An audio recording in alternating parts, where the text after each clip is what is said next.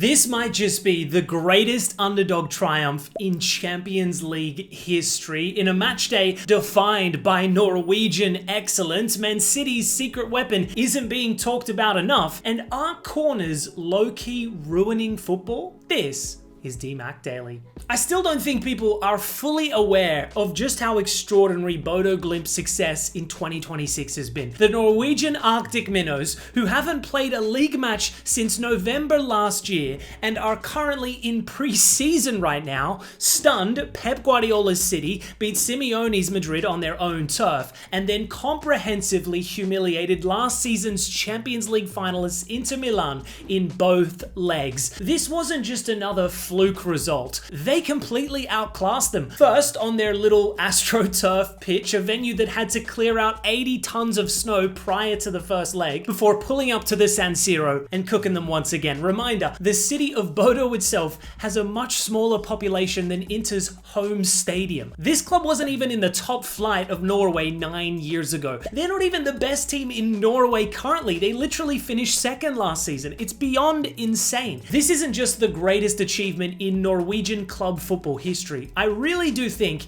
it's the biggest David v Goliath triumph in Champions League history. I didn't think it was possible for this kind of underdog scenario to unfold post Ajax in 2019. The financial prowess of Europe's elite has only grown since then. I mean, Inter's squad value was over 610 million euros higher than that of Bodo Glimt's today. Martinez, Bastoni, Barella, Thuram, all worth more individually than Bodo's entire squad. But ironically, in the end, this tie wasn't even close. 5-2 on aggregate. And don't be fooled by the statistics in the second leg, 33 shots to 7, because the overwhelming majority of Inter's attempts were half chances. The XG numbers prove that point. They're crossing merchants. There was no real game plan from Kivu. He thought they could just cross their way into the round of 16. Bodo read them like a book. They sat back, absorbed pressure, took their chance when Akanji briefly forgot he was a professional footballer, and then embarrassed them even further. That second goal was pure class, by the way, just ruthless counterattacking. So on one hand, you gotta sit back and just applaud this incredible achievement. But at the same time, serious questions need to be answered about the state of Italian football, because right now, they're not beating the Serie A allegations. It absolutely stinks over there. Napoli, the reigning champions, knocked out in the league phase. Juve and Atalanta almost certainly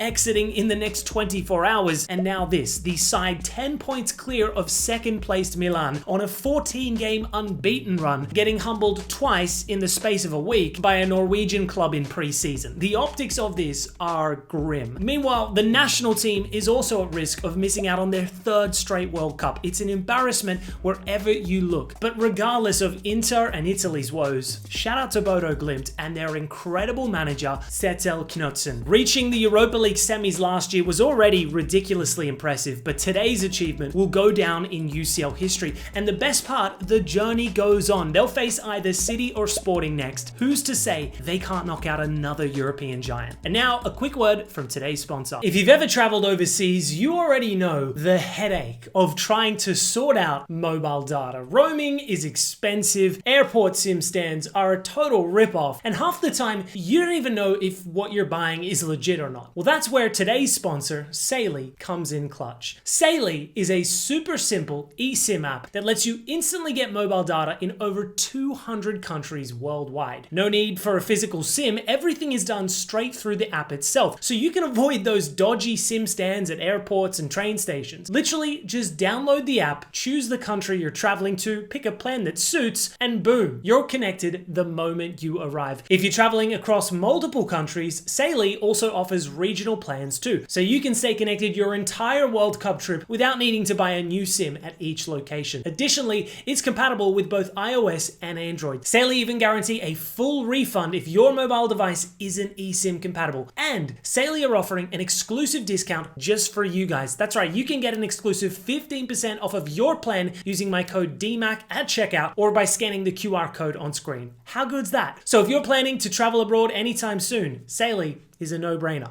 Thanks to Saily for sponsoring today's video. Staying on the theme of Norwegians cooking in the UCL, and Alexander Sorloth has single-handedly carried Atletico Madrid to the round of 16. His hat-trick getting them over Club Brugge in a 4-1 victory, only the second player in the club's history to score 3 goals in one UCL game. It's been a rather strange season for Atleti thus far. They've looked great on occasion, handing Barca and Real Madrid their biggest defeats of the season, but they've also somewhat underwhelmed, particularly in La Liga, sat 4th in the table. Inconsistency has been their biggest problem. That being said, they're only 1 game shy of a Copa del Rey final, and their next 2 possible opponents for the UCL round of 16 are both winnable ties on paper. Personally, I'd love to see another showdown with Liverpool. Those two always seem to put on a show when they meet. I wouldn't say this is a prime Atletico side by any means, but Simeone's side are still a problematic team to face, particularly in cup competitions. Elsewhere, Newcastle advanced to the round of 16 in a whopping 9-3 aggregate victory. The second leg was a far more admirable display by the Azerbaijani side against a relatively strong Newcastle team. You could see Gordon was devastated not to start today. Could have been another almighty stat pad session. He bagged 4 in the first half over in Azerbaijan, and in what was definitely the biggest snooze fest of 2026, Leverkusen knock out Olympiacos, having drawn 0-0 to advance 2-0 on aggregate. Moving to the Premier League, and we gotta talk about a unique emergence within Manchester City, because despite spending over £475 million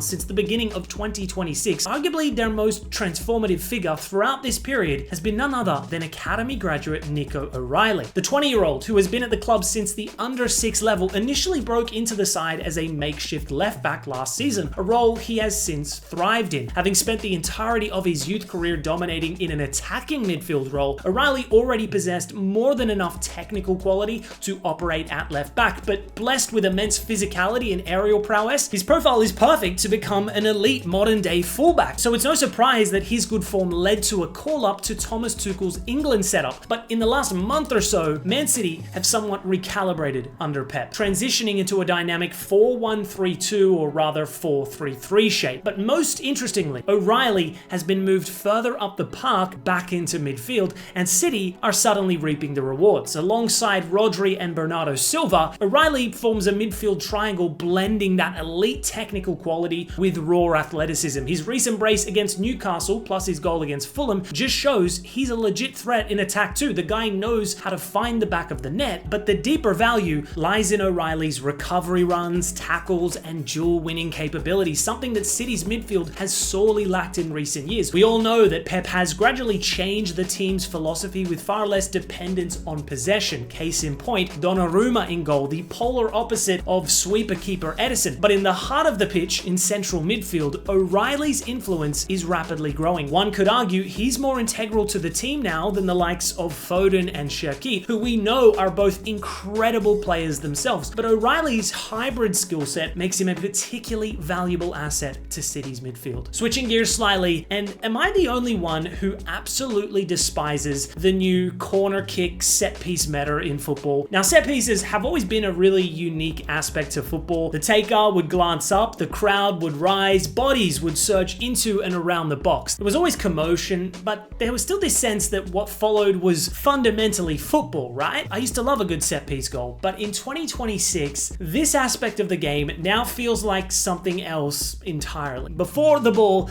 is even struck, the penalty area collapses into an ugly tangle of limbs. Arms are draped across shoulders, shirts are stretched to breaking point. The keepers are now fully boxed in, sometimes forced to start their run-ups from behind their own line just to generate any sort of momentum. It's essentially a choreographed wrestling match disguised as tactical innovation. This is the depressing reality of the modern corner. It genuinely reminds me of a line out in rugby union. Specialist set-piece coaches design blocking patterns, attackers initiating contact to draw attention, defenders responding in kind. Both sides are usually complicit in this whole ordeal. So referees, confronted with like 10 simultaneous infringements, are often left scratching their head, and to be honest, I don't blame them. If everyone is literally holding and grappling one another, who is fouling who? So the whistle almost always stays silent. VAR rarely intervene either. All the while, football's lawmakers obsess over millimeters of offside interpretations, often deliberating in excess of 5 minutes or cracking down on countdown clocks for goal kicks. Now, I'm not anti-tech in football if utilized efficiently, but the game currently hyper-focuses on the more trivial elements of football while tolerating systemic illegality at one of its most decisive moments, and as a result, the spectacle takes a hit. What should be a compelling contest of timing, movement, and aerial skill has become this bizarre strategy of who can impede each other more effectively. This new era of set-piece tussling is inherently a contradiction too, because football's laws are clear. Impeding movement is an offense, yet at corners, those same laws don't seem to exist. Maybe I'm coming across like a bit of a boomer here with this perspective. I mean, I am 29 now, that's gearing towards unk status, but I genuinely despise this new era of set-piece wars. It's not entertaining by any means, and I understand that football does gradually change over time. A lot of the flair of old has been replaced by more methodical, data-driven attackers. The 10 of old has fizzled out, as have long shots to a degree, but in this specific aspect of the game, corners, set pieces, I don't think football's evolving at all. I think it's doing the opposite. It's eroding. But what's your take? Let me know. Anyways, guys, that's all for today's DMAC Daily. See you tomorrow.